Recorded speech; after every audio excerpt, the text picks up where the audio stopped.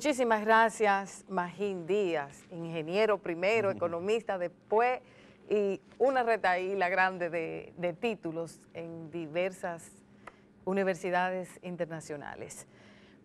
Bueno, y hay que decir lo más importante, que es el actual director de Impuestos Internos, desde junio del 2016, exactamente. Bueno, el presidente apenas habló del tema fiscal, del tema tributario, pero sí lo mencionó.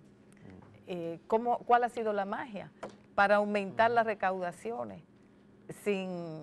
No, magia no hay ya. No hay magia, bueno, pero debe ser una hazaña en este país, aumentar las recaudaciones.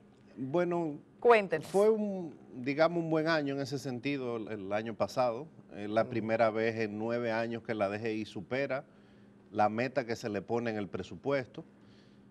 O sea, hacía 9 años que no se alcanzaban las recaudaciones presupuestadas. Aunque siempre se ha estado aumentando. Sí, han aumentado, pero no se llegaba al presupuesto. El año pasado recaudamos unos 2.000 millones de pesos adicionales a los presupuestados. Eso implicó un crecimiento de 10%, de la recaudación un poco más de 10%, en un año en que durante casi todo el año pues la economía no creció a los ritmos que estaba creciendo en los años anteriores. Y magia no hubo. No, pero cuando decimos magia nos referimos como una estrategia. Sí, entonces una se pregunta, bueno, ¿qué está haciendo diferente la DGI que ha sido capaz de recaudar más? Bueno, estamos haciendo muchas cosas. No hay una sola cosa que funcione en la DGI. Desde que yo llegué, y fui muy claro del principio, el sistema tributario es complicado para los contribuyentes y es complicado para el recaudador. Hemos tratado de simplificar muchos procedimientos y hemos atacado directamente fuentes muy fuertes de evasión que había en sectores claves, como por ejemplo en combustibles, en alcoholes y cigarrillos. Yo creo que esos son 3 ejemplos claves. En alcoholes, por ejemplo, las recaudaciones crecieron casi 10%, cuando en los años anteriores en promedio habrán crecido 3-4% al año. En cigarrillo venían cayendo los últimos 5 o 6 años la recaudación y crecieron el año pasado 7%. ¿Sin aumentar el consumo de cigarrillo o qué? Sin aumentar en esa proporción. Había fuentes de fraude muy grandes, tanto en alcoholes como cigarrillos. Y en combustible las recaudaciones aumentaron 17%. Gran parte de eso se debe a una gran coordinación con la Dirección de Aduana. Estamos cruzando toda la información y con el CIRD también para parar algunas fuentes de importaciones que estaban entrando y se estaban vendiendo en el mercado sin pagar los impuestos selectivos. Pero también el impuesto sobre la renta a las empresas el año pasado creció 25%. Aún sin la Barrick Gold, que sí aportó mucho el año pasado, el resto de las empresas crecieron 20% en sus recaudaciones. Hemos fortalecido muchísimas áreas. El ITEVI creció en línea con el crecimiento nominal de la economía y estamos poniendo mucho énfasis este año en una reforma de los comprobantes fiscales, de todo el modelo de recaudación del ITEVI, porque evidentemente hay un gran fraude. También hicimos una campaña que por primera vez en mucho tiempo se hace para educar al contribuyente a que pida su factura, para que no se queden con el ITEVI en los comercios. Es decir, tenemos un plan, Sin una embargo, no estrategia aumentó integral. Significativamente ese renglón de las recaudaciones. Creció en línea con la economía. Con la economía, estamos hablando de un 5%. 5 o 6% cuando se toma en cuenta las recaudaciones de DGI. Eso quiere decir que es normal. Es normal. No hubo un impacto de esa campaña para que... Bueno, la campaña se hizo al final del año, ahora venimos con nuevas normas que van a empezar el 1 de mayo. En el ITEVI hay un fraude muy grande, la evasión estimada es por encima del 40%.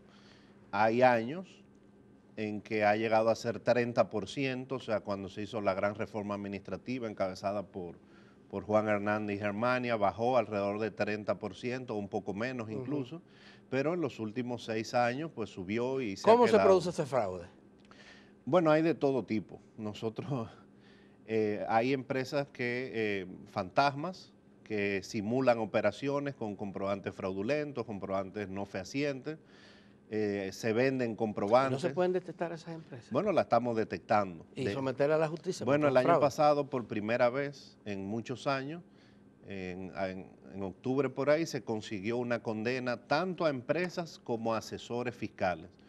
Y no solamente fue por defraudación tributaria, que son 2 años de prisión, sino que también fueron sometidas por lavado de activos con la ley anterior.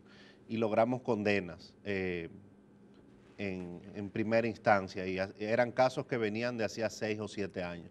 O sea que también tenemos una estrategia para hacer sometimientos penales. Tenemos 2 procuradores fiscales asignados a tiempo completo a la DGI. Hemos recibido todo el apoyo del procurador. El encargado del litigio es un procurador fiscal de carrera y tenemos otro fiscal asignado. Es decir, que esto es una estrategia. Y ustedes ponen muchas multas, muchas multas. Ponemos multas de acuerdo a lo que dice el Código Tributario. Hay distintos incumplimientos que están establecidos en el Código, pero siempre se ponen las multas o los cierres de comercio siguiendo todo el proceso, el debido proceso legal. Por ejemplo, si no se remite la información a DGI, si no se emiten las facturas, o sea, hay un proceso, nunca se hace nada arbitrario en la DGI. Hay Oye, un tema sí. fundamental en todo esto que se ha venido discutiendo, debatiendo en el país y se plantea inclusive como parte de una reforma fiscal. Nuestros impuestos descansando principalmente en el consumidor final o en el consumidor. Los impuestos son predominantemente al consumo, más que a las riquezas, más que a otros ámbitos. ¿Cómo? Y el gobierno parece que ha optado por seguir con ese mismo modelo porque ha descartado por el momento, ha evadido hacer una reforma fiscal significativa y ha optado por incrementar los ingresos aplicando las leyes ya vigentes o las disposiciones fiscales, legales vigentes. ¿Qué usted piensa sobre esto? El hecho de que, por ejemplo, usted menciona el combustible. El impuesto al combustible es un impuesto verdaderamente exagerado que lo paga el consumidor. Bueno, que yo pienso como funcionario o como académico, porque yo soy Las dos funcionario. cosas. Mira, la gran diferencia entre los países de América Latina y los países desarrollados es que en los países desarrollados se recauda mucho más de los impuestos sobre la renta, tanto personal como a las empresas, sobre todo el impuesto a la renta personal. Pero se recaudan montos similares o mayores a los de América Latina, también impuestos al consumo. No es que son bajos en los países desarrollados los impuestos al consumo, son también altos. La gran diferencia es que en América Latina siempre ha tenido dificultad para cobrar o recaudar más del impuesto a la renta a las personas y el impuesto a la propiedad. Los estimados que tenemos de evasión del impuesto sobre la renta son superiores al 60% en el país, que son muy superiores y eso quiere decir a la gente que más tiene, porque el empleado... El asalariado es difícil que lo... Es difícil. Porque le retienen. Le retienen. Entonces, aquí hay un problema de cumplimiento, de muchas personas físicas no declaran, que hemos detectado, por ejemplo, en el régimen simplificado de tributación, que es para las pymes, hemos detectado muchos profesionales liberales, que son personas ricas, pero que estaban acogidos al régimen de las pymes. Y administrativamente hemos sacado a esas personas y por primera vez estamos fiscalizando personas físicas. Pero ¿cómo se pueden fiscalizar? ¿A través de la tarjeta de crédito y su consumo? No, se hace un proceso de fiscalización normal, se le pide la documentación, cuál es la justificación de sus ingresos, etcétera, igual que se hace con una empresa, se hace para una persona física. Y cruzando la información nos hemos dado cuenta de que muchos de esos profesionales liberales estaban acogidos al régimen simplificado, pero tenían ingresos 3, 4, hasta 10 veces mayor de lo que justificaba un régimen simplificado. Ahora la DGI tiene mucho más información que antes, estamos cruzando la información y vimos el resultado en impuestos sobre la renta empresarial, que creció 20% sin la Barrick Gold, con la Barrick creció 25%, y estamos haciendo un esfuerzo importante en el impuesto sobre la renta a las personas. Es un trabajo difícil, no es que la evasión va a bajar de un año a otro de golpe, eso no pasa nunca, pero yo entiendo que estamos encaminados, es un tema también cultural, por eso estamos haciendo campañas de educación tributaria por todo el país, y es una lucha de todos, aun si a usted no le gusta el gasto del gobierno, que a la mayoría no le gusta, o la calidad, el combate a la evasión es muy rentable desde el punto de vista social, porque lo más injusto es que usted pague y su competidor no pague. Y muchas empresas han desaparecido en el país por esa razón. Entonces, hay margen para combatir la evasión y eso es lo que estamos haciendo. Sí, señor Díaz, el Fondo Monetario Internacional ha sido reiterativo. Bueno, y usted ha sido representante de República Dominicana ante el Fondo Monetario Internacional como desde el 2002, 2003, por ahí. Me ha tocado estar en las misiones de contraparte, sí, desde exactamente, el Ministerio o de sea, Hacienda. usted es un experto en FMI. Entonces, ese organismo internacional ha reiterado en comunicado que República Dominicana debe abocarse a una ampliación de su base tributaria. ¿Qué podemos esperar? ¿Cuáles son las medidas? ¿Qué podemos esperar de ustedes?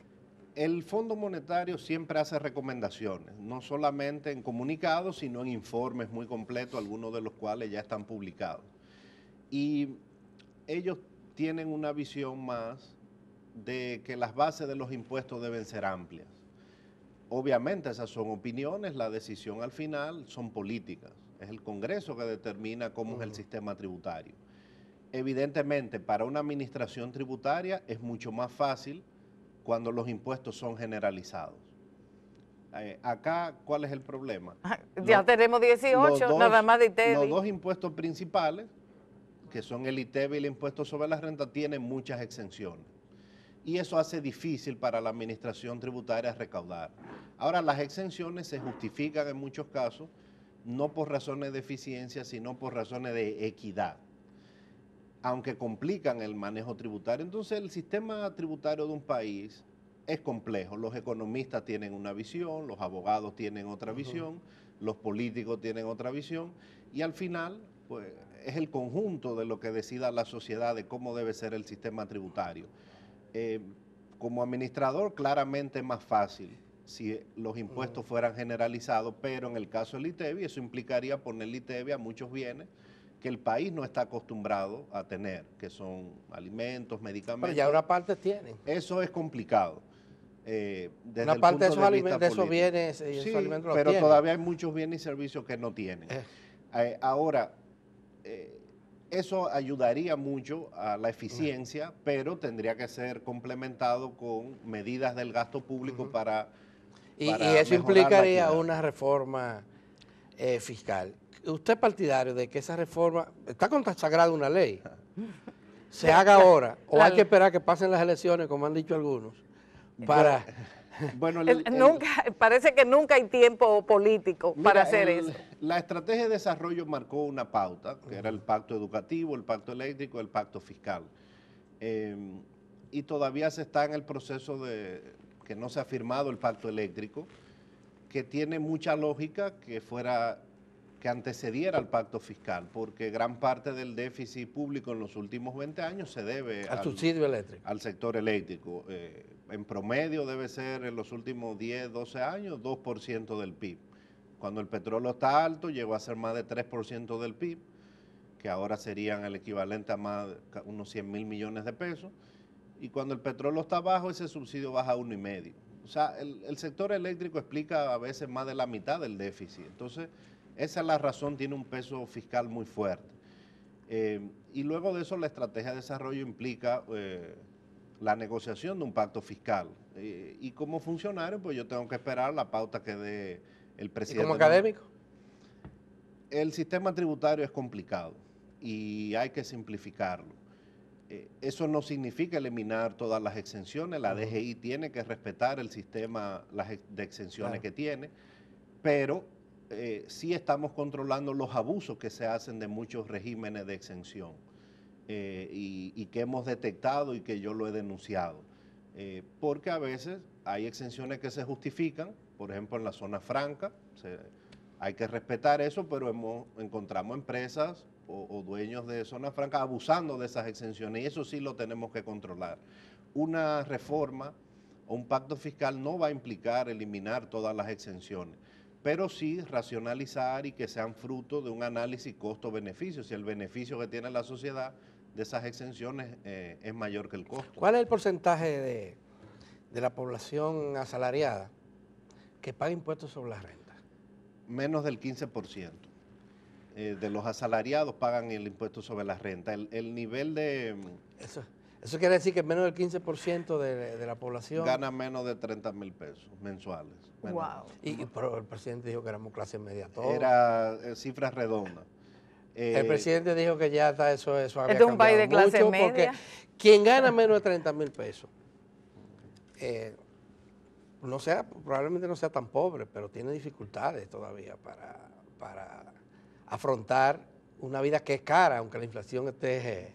Sí, bueno, la inflación... Relativamente controlada. La inflación está controlada porque el tema de la estabilidad macroeconómica, a veces hay que verlo por... Pero está controlada arriba. Por el absurdo. Sí. Cuando hay estabilidad macroeconómica, la gente no lo siente y se queja. Ahora, cuando se pierde la estabilidad en un país, ahí sí lo sentimos.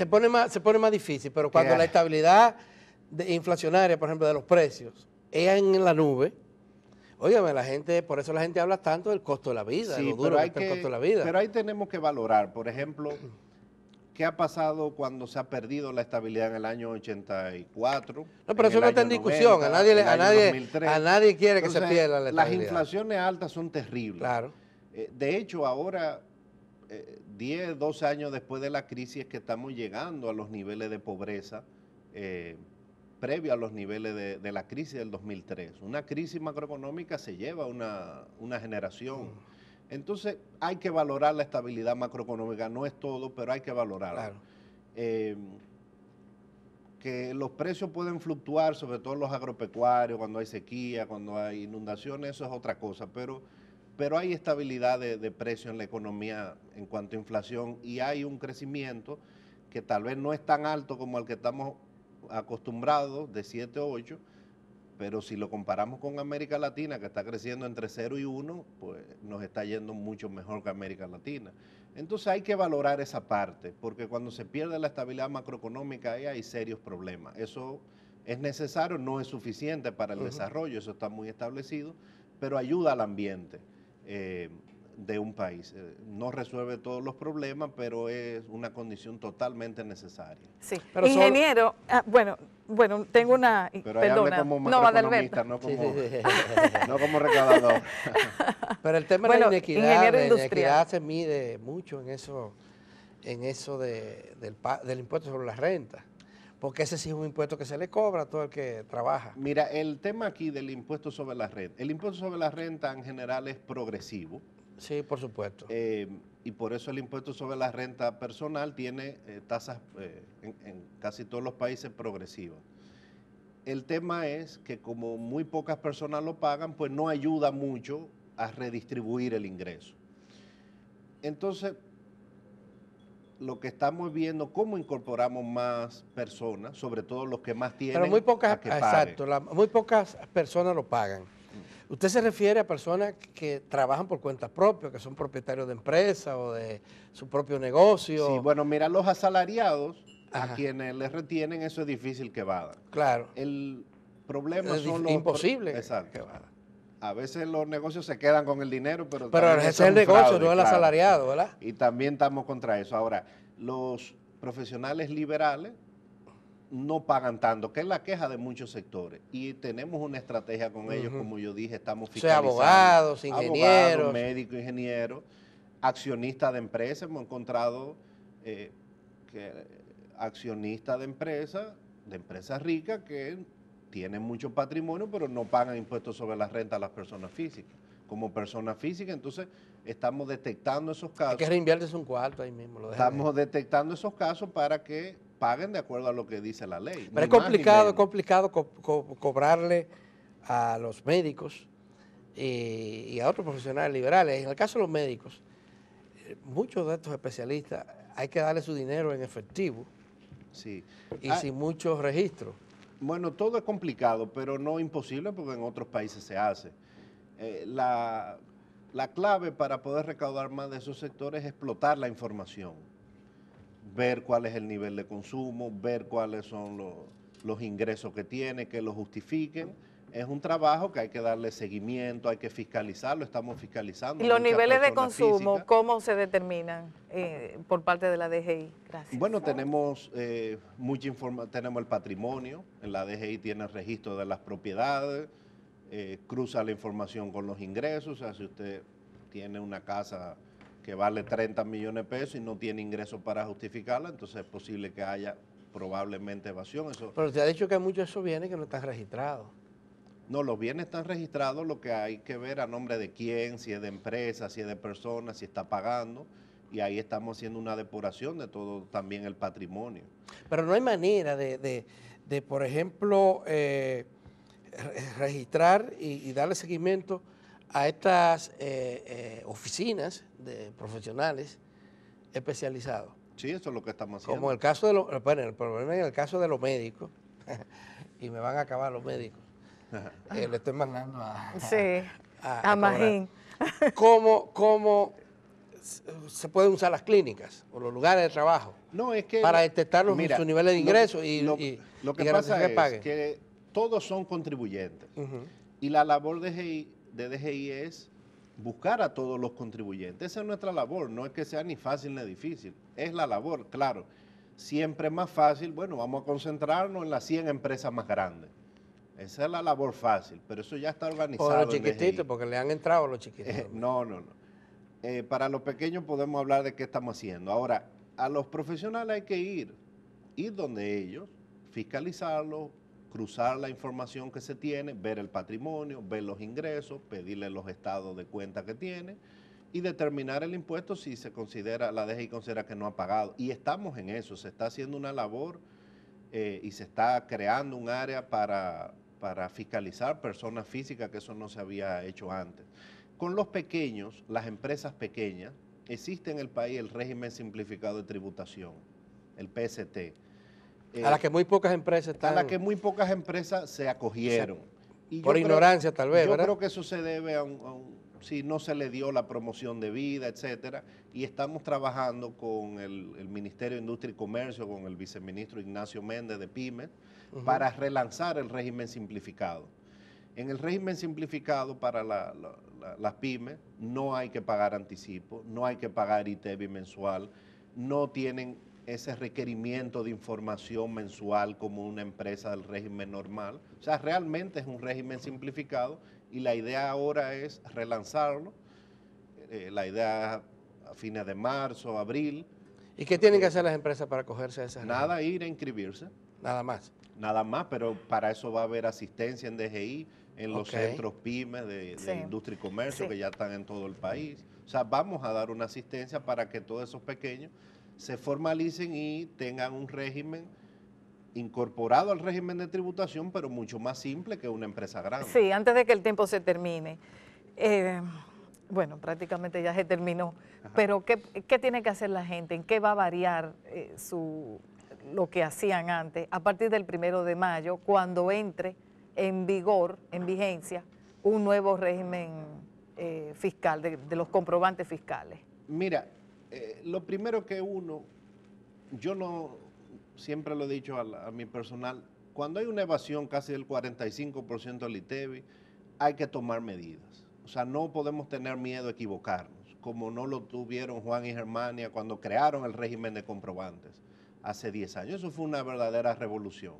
10 años después nos toca hacer otra revolución. Vamos a cambiar la numeración de los comprobantes, vamos a simplificarla, vamos a ponerle fecha de vencimiento a los comprobantes para que se acabe ese mercado secundario de venta de comprobantes que hay. ¿Y qué se venden los comprobantes? Vamos a dar los comprobantes, la cantidad de comprobantes de acuerdo al perfil de riesgo del contribuyente. Si usted es un gran supermercado, un muy buen contribuyente, pues usted tendrá los comprobantes que requiera. Si usted es una empresa que se acaba de formar, no me puede ir a pedir 100,000 comprobantes cuando yo no sé para qué lo va a usar. Le vamos a dar 10. Después que usted veamos su comportamiento, se le van a dar. Ahora, Eso no va a atrasar en nada el flujo de operación de las empresas, ya que la solicitud va a ser como se hace hasta ahora por la oficina virtual. Iniciamos ahora en marzo capacitaciones con las principales asociaciones del país que están apoyando, como la IRD, la ONEC, el CONEP y las otras de las pymes. Vamos a trabajar con Ignacio Mendy, toda la relación que tiene industria y comercio con los sectores más pequeños, para educarlos en el nuevo sistema de comprobante. Lo que no podemos es... Y Redomis, que es una red de pequeñas, sí, todas. De instituciones financieras en el sector, se supone que lo van a tomar en cuenta también. Con todos tenemos un plan. Lo que no podemos es esperar que la evasión baje y hacer lo mismo. Y en el caso del ITEVI, el fraude es alto y lo estamos combatiendo. Y ya lo logramos, como lo mencioné, pero también habrá sometimiento, no solo a empresas, sino a asesores. Hemos encontrado asesores defraudadores que se promocionan por internet. Sí. Promocionan pero el la fraude. mayoría... Qué bueno que aumenten los ingresos y ojalá mejore el gasto. Ingeniero, aunque usted no tiene nada que ver con eso, con el gasto, ¿verdad? Claro. Pero a mucha gente le duele tener que pagar impuestos. Sí, por la baja calidad del gasto público. Pero pagar el impuesto, de acuerdo a lo que dice la ley, le da aún más fuerza a esas personas que exigen calidad del gasto. Sí, por eso es que cuando hay un ladrón en el Estado hay que decir, este es ladrón. Ah, pero claro que porque, sí. Bueno, ingeniero, se nos acabó el tiempo para admitirla. Pero una sola palabra. ¿Qué porcentaje de ese aumento en las recaudaciones fue por el asunto de los combustibles? Las famosas resoluciones que provocaban que ciertos sectores se enriquecieran. No, esa resolución se derogaron ahora. El año pasado todo el aumento de la recaudación fue por mejora de eficiencia y de coordinación con las aduanas. Ya. Bueno, muchísimas gracias, ingeniero Magín Díaz. ¿Ingeniero o licenciado? Él es ingeniero industrial de INTEC. Economista también.